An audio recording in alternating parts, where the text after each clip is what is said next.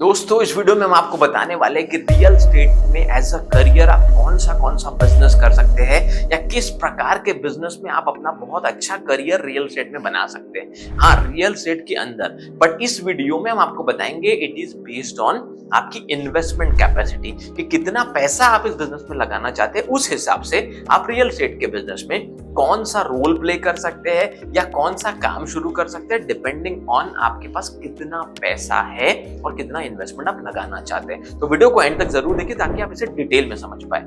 और real estate में कौन से करियर बना सकते हो या कौन से जॉब कर सकते हो वो समझना चाहते हो तो एक डिटेल वीडियो हमने बनाया है कि रियल एस्टेट में करियर और जॉब के ऑप्शन डिपेंडिंग ऑन डिग्री, जो एजुकेशन आपने लिया है आपके एजुकेशन के हिसाब से 10, 12, graduation, post graduation, professional course, उसके हिसाब से क्या कर सकते हो वो एक सेपरेट वीडियो। इस सीरीज में पूरी तरह से हम बताने वाले रियल एस्टेट में कैसे कैसे किस प्रकार के करियर हो सकते हैं।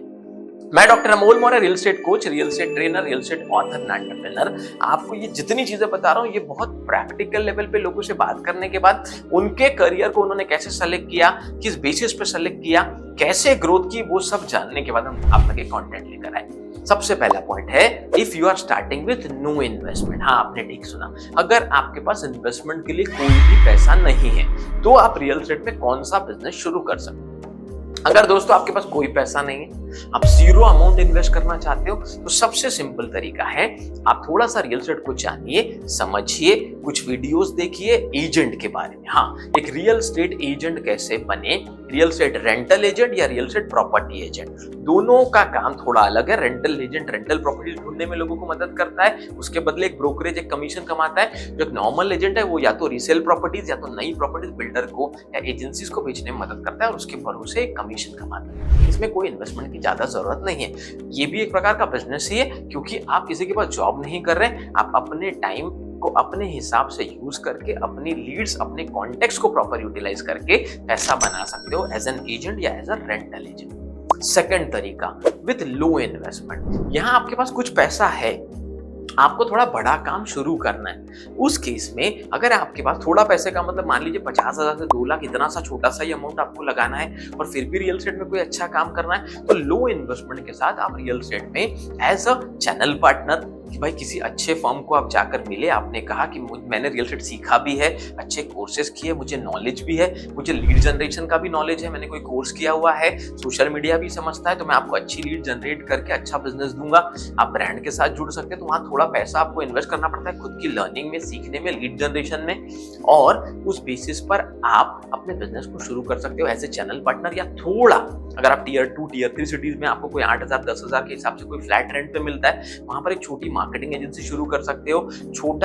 कोई छोटा फर्नीचर बना के 2, 4, 5 चेयर लगा के या एक छोटा सा शॉप लेकर भी 200 स्क्वायर फीट का अगर आपको मिलता है, वहां से आप एक छोटी मार्केटिंग एजेंसी भी शुरू कर सकते हो विथ लो इन्वेस्टमेंट। अब बात करते हैं तीसरा पैटर्न विथ मीडियम इन्वेस्टमेंट। अब आपके पास थोड़ा अच्छा पैसा है, आप 3-4 लाख से 8-10 लाख रुपए खर्च करना चाहते हो और थोड़ा अच्छा बड़ा सेटअप करके बिजनेस को शुरू करना चाहते हो। इस केस में दोस्तों आप एक अच्छी प्रोफेशनल मार्केटिंग एजेंसी शुरू कर सकते हो जहां पर आप एक अच्छा ऑफिस लेके प्रॉपर इंटीरियर करा के प्रॉपर फर्नीचर के साथ थोड़ा सा शुरुआत करके, मैं नहीं कहूंगा प्रॉपर्टी को खरीदो, प्रॉपर्टी को रेंट पे ही लो, लेकिन थोड़ा सा 2-3 लाख रुपए उस पर खर्च करो डेकोरेट करने के लिए। फिर एक अच्छी टीम को 3-4 लोगों को जमा कीजिए, भले वो चैनल पार्टनर हो, आपके सैलरी पे ना हो सके तो एक छोटा सा प्यून, ताकि वो उनको थोड़ी सर्विस दे सके। एक ऑफिस असिस्टेंट या प्यून रखकर आप अपना एक अच्छा ऑफिस शुरू कर सकते हो और इनिशियल लेवल पे अगर आप लोगों को अच्छा इंफ्रा प्रोवाइड कर पाते हो तो आप एक अच्छी मार्केटिंग एजेंसी भी लो इन्वेस्टमेंट के साथ शुरू कर सकते हो। ये बहुत मदद करेगा आपको ये सब पॉइंट्स कि आपके पास कितना पैसा, उस हिसाब से आप क्या काम कर सकते हो। क्योंकि इतने से पैसों में जो पहला 1, 2, 3 और ऑप्शन बताया, आप इन्वेस्टर तो नहीं बन सकते, लेकिन क्या क्या कर सकते हो अगर आपने वो जान लिया तो आप उस हिसाब से प्रैक्टिकल एक्शन ले सकते हो।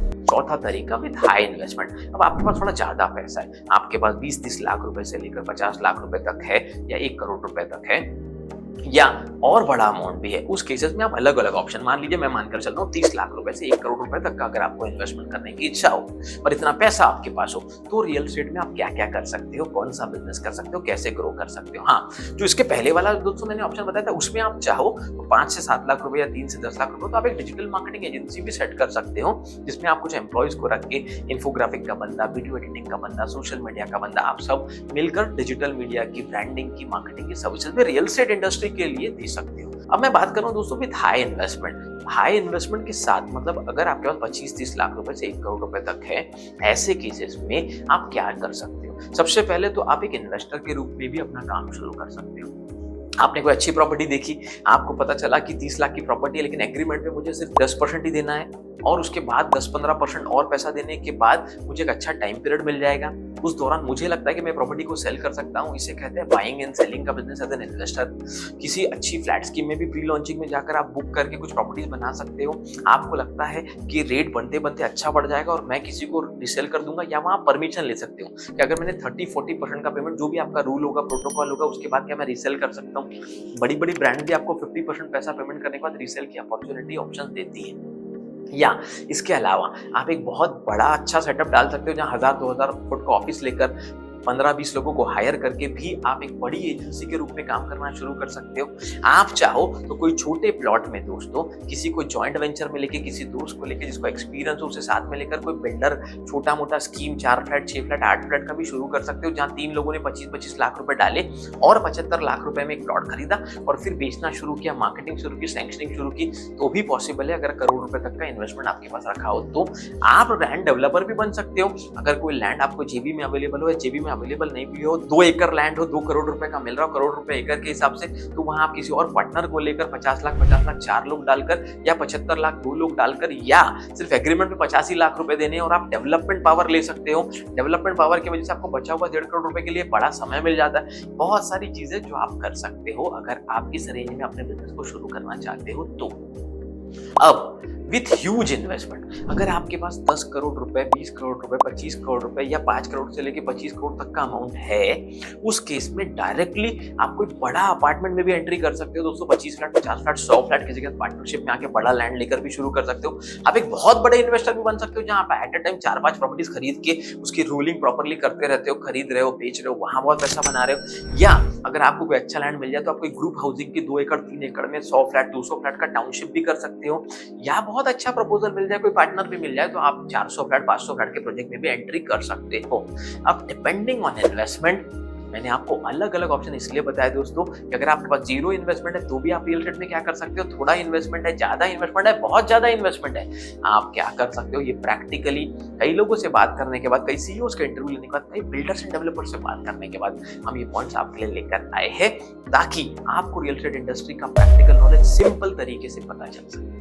और अगर आपको लगता है कि इन सब चीजों में एक्सपर्ट कैसे बने, आपको ये सीखना हो, डिटेल में जानना हो, तो आप हमारे ऑनलाइन नंबर पे भी कांटेक्ट कर सकते हैं। डिस्क्रिप्शन में एक फॉर्म दिया हुआ है। अगर एजेंट बनना चाहते हो, ब्रोकर बनना चाहते हो, चैनल पार्टनर बनना चाहते हो, एजेंसी खोलना चाहते हो, तो एक अलग डिस्क्रिप्शन में फॉर्म है। अगर आप एक इन्वेस्टर, बड़ी एजेंसी के ओनर, बिल्डर डेवलपर बनना चाहते हो, तो आरजीसी सीईओ कोचिंग का एक फॉर्म दिया हुआ है, उस फॉर्म को फिल कीजिए। अगर हमारी टीम आपको सेलेक्ट करती है तो आपको अलग अलग तरीके से हमारे साथ इन फ्यूचर में जुड़ने का मौका मिलेगा। किसी और टॉपिक पर वीडियो देखना चाहते हैं, कमेंट करके हमें बताइए। अभी तक प्यार देने के लिए, चैनल को लीडिंग रियल एस्टेट चैनल बनाने के लिए, हमारी बुक को नेशनल बेस्ट सेलर बनाने के लिए आपका बहुत बहुत धन्यवाद। मिलते हैं नेक्स्ट वीक।